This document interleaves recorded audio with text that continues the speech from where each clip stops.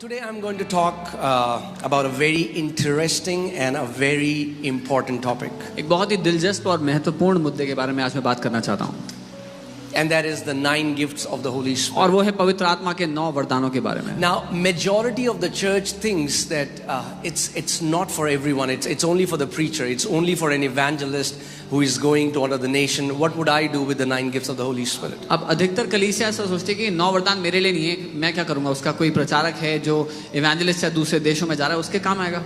Before we go into the gifts, we have to understand that to walk in the gift of Holy Spirit, you have to receive the baptism of the Holy Spirit. इससे पहले कि आप पवित्र आत्मा के वरदानों में चले फिरें, आपको पवित्र आत्मा का बपतिस्मा चाहिए। The Bible says God so loved the world that He gave His only begotten Son. Bible कहती है परमेश्वर ने जगत से ऐसा प्रेम किया कि अपना इकलौता बेटा दे दिया। So you have to understand that Jesus is a gift to the world. तो आपको ये समझना है कि यीशु मसीह गिफ्ट है दुनिया के लिए। Amen. आमीन। Anybody who wants to receive Jesus, अगर कोई है जो यीशु को ग्रहण they करना can चाहता receive है, Jesus now. वो अभी कर सकता है यीशु को ग्रहण। But Holy Spirit is not the gift for the world. लेकिन पवित्र आत्मा दुनिया के लिए गिफ्ट नहीं है। Jesus said, the Spirit of truth, who the world doesn't know, neither they can receive Him.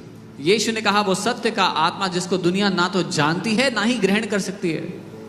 So Jesus is the gift for the world, but Holy Spirit is the gift for the children of God.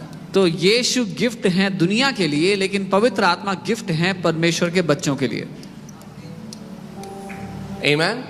Holy Spirit is only released in the name of Lord Jesus Christ of Nazareth. क्योंकि पवित्र आत्मा केवल यीशु नासरी के नाम में दिया जाता है। John 14:26, Jesus said, the helper whom Father will send in my name. यूहन्ना 14:26 यीशु ने कहा वो सहायक जो पिता मेरे नाम से भेजेगा।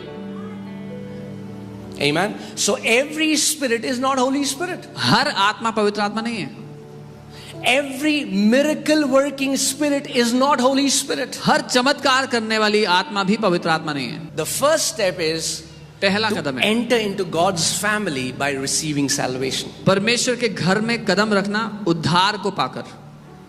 Amen. आमीन। For as many as received Him, John 1:12, to them He gave the power to become the children of God. यूहन्ना 1:12 कहता है जितनों ने यीशु को ग्रहण किया उनको परमेश्वर ने अपनी संतान होने Once का a अधिकार। person gets born again, तो एक बार एक व्यक्ति जन्म पा लेने यहाँ परमेश्वर के then द्वारा, there is another experience that God has for that child.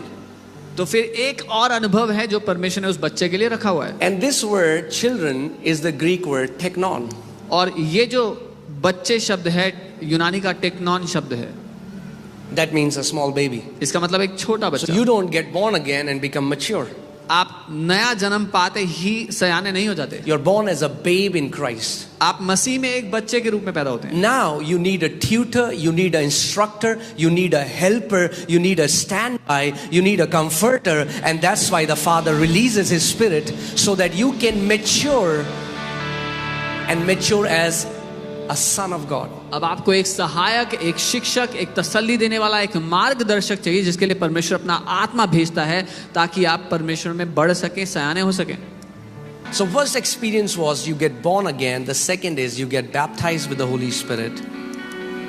सो पहला अनुभव है आपने नया जन्म पा लिया, दूसरा अनुभव है आप पवित्र आत्मा का बपतिस्मा पा लेते हो।